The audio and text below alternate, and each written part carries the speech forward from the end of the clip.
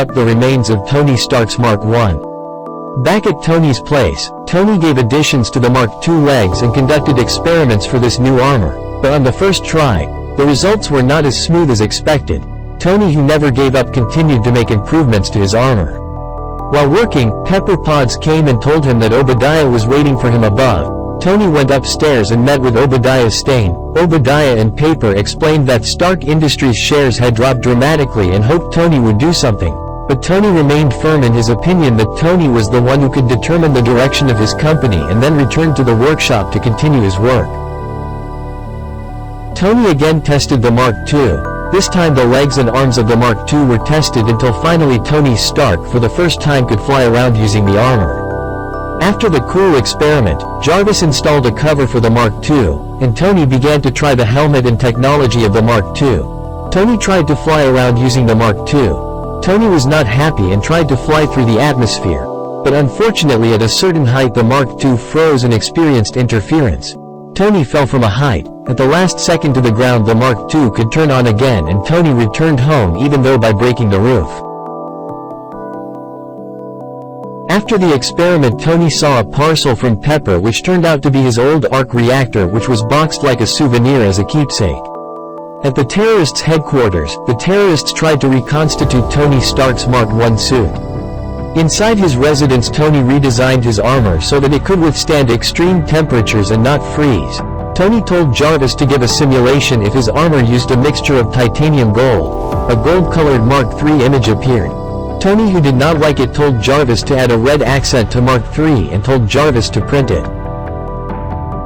While waiting, Tony drove his car to a place and met Obadiah Stane at a party. Inside the party, Tony meets an agent who introduces himself, but Tony doesn't focus on what the agent says, and instead is tempted by the appearance of Pepper Potts.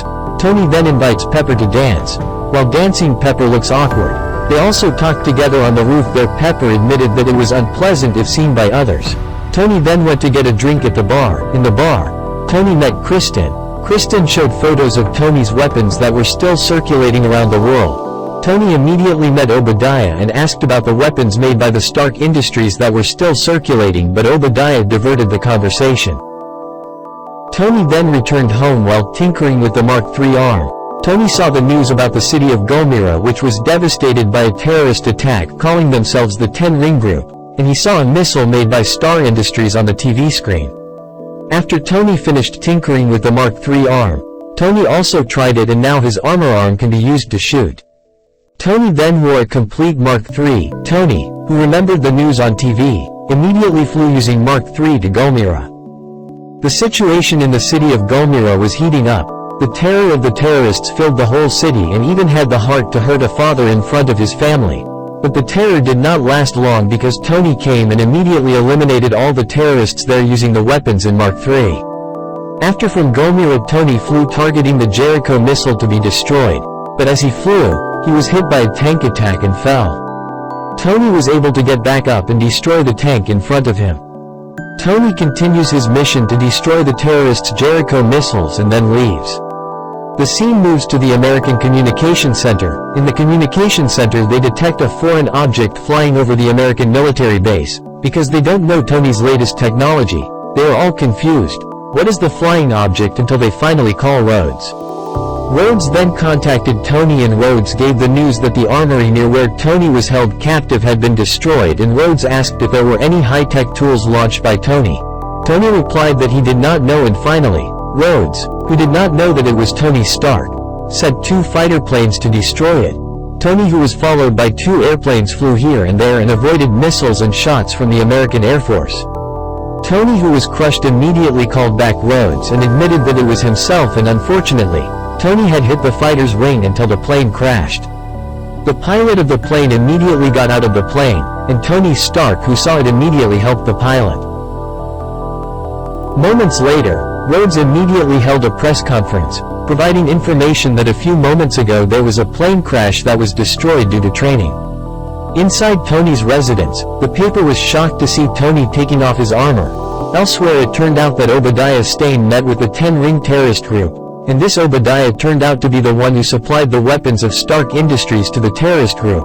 Obadiah, who asked the 2 terrorists to show the fragments of Tony's old armor.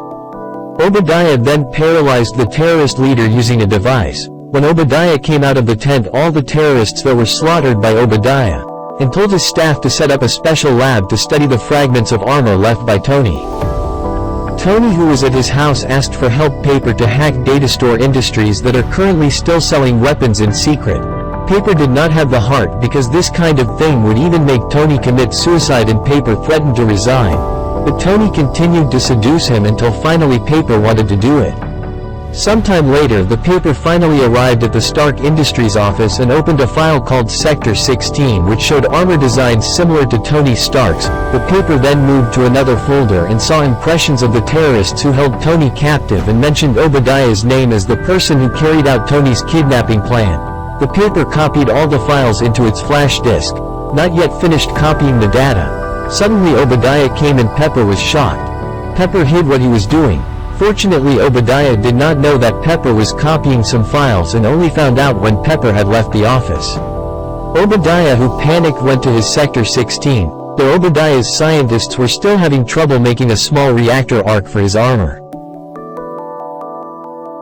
Moments later, in the house while relaxing, Tony was suddenly paralyzed by Obadiah with his tool.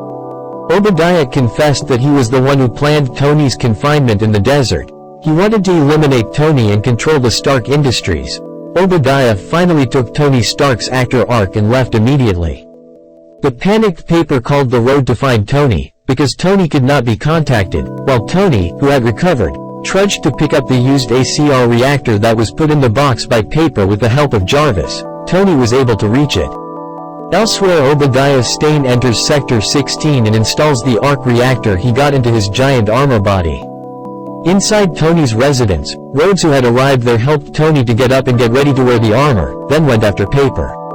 Meanwhile, Paper and several agents searched where Obadiah was in Sector 16. It turned out that Obadiah had entered his armor and destroyed the entire lab and chased Paper.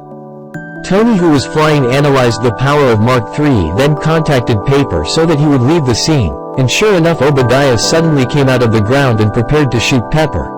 But Tony came down from the sky and crashed into Obadiah. The two of them fought. At the beginning of the battle, Tony was slammed and defeated. Tony, who saw Obadiah Stane's armor, which could also fly, then had the idea to take Obadiah flying to the maximum altitude. After reaching the maximum altitude, Obadiah's armor froze and fell down, while Tony's Mark III armor was able to survive, but the resources of the used ACR reactor used by Tony seemed to be running low and had to struggle to use the remnants of his energy to land at the bottom.